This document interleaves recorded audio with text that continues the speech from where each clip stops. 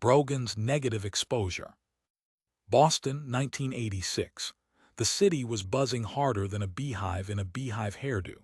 James Brogan, ex-cop turned private eye, sat in his third-floor office above a North End bakery that smelled like cannoli and broken promises.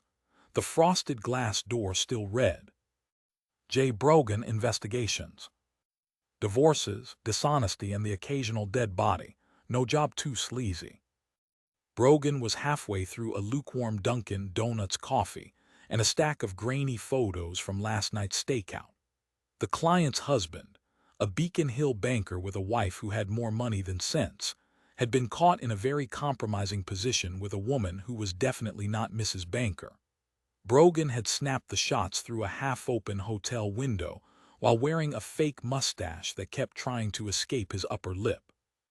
Another day, another adultery, Brogan muttered, flicking ash from his Camel into an empty coffee cup.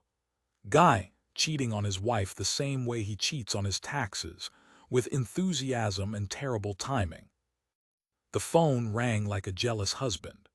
Brogan answered with the charm of a man who'd already had 3 divorce cases and 1 death threat before lunch. Brogan Investigations. If you're calling about your dignity, we're fresh out.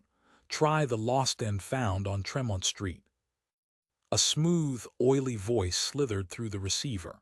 Brogan, it's Vinny the Weasel Capello. We got a problem at the Copley Plaza. High society blackmail ring. Pictures.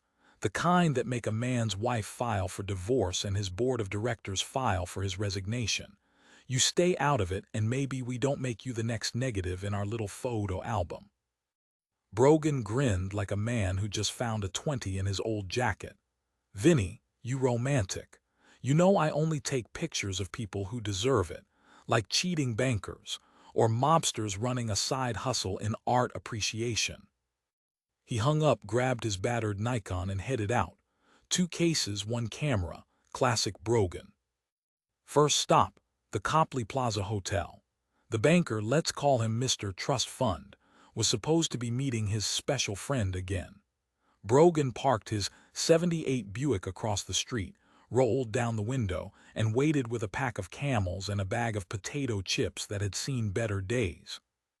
20 minutes later, Mr. Trust Fund and a woman in shoulder pads big enough to land a small plane emerged, laughing like they'd invented sin. Brogan raised the camera. Click, say cheese, kids. The wife's gonna develop a real negative opinion of this. He got the money shots just as a black Cadillac rolled up.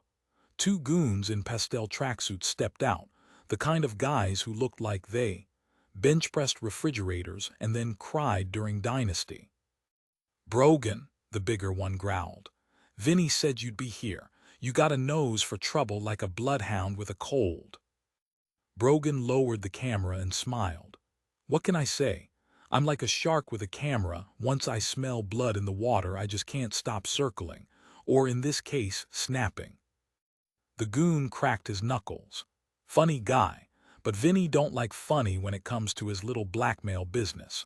You stay away from the Copley or we'll make sure your next divorce case is your own funeral. Brogan leaned back. Tell Vinny I said thanks for the warning.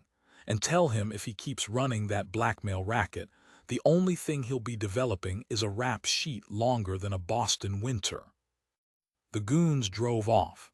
Brogan waited 10 seconds, then started the Buick and headed straight for the Copley service entrance. Because of course he did. Inside the hotel, he slipped into a housekeeping uniform he'd borrowed from the laundry cart and made his way to the penthouse floor. The blackmail operation was using a hidden camera behind a painting of Paul Revere.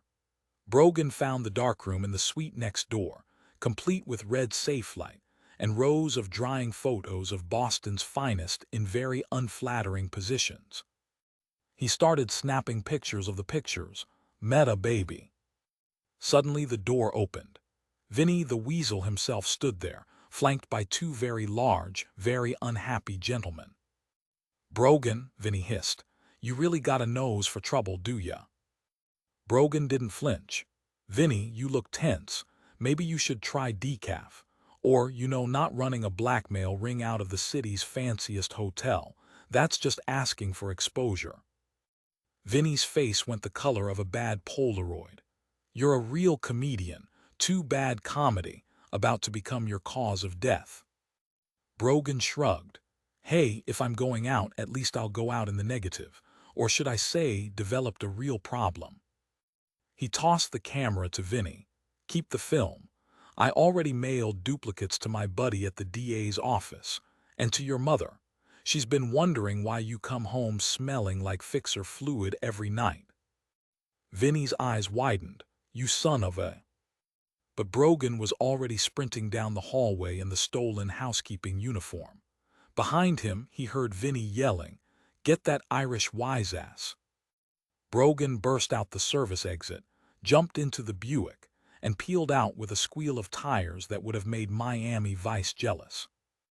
As he sped toward the bright lights of the combat zone, he lit another Camel and grinned at his reflection in the rearview mirror.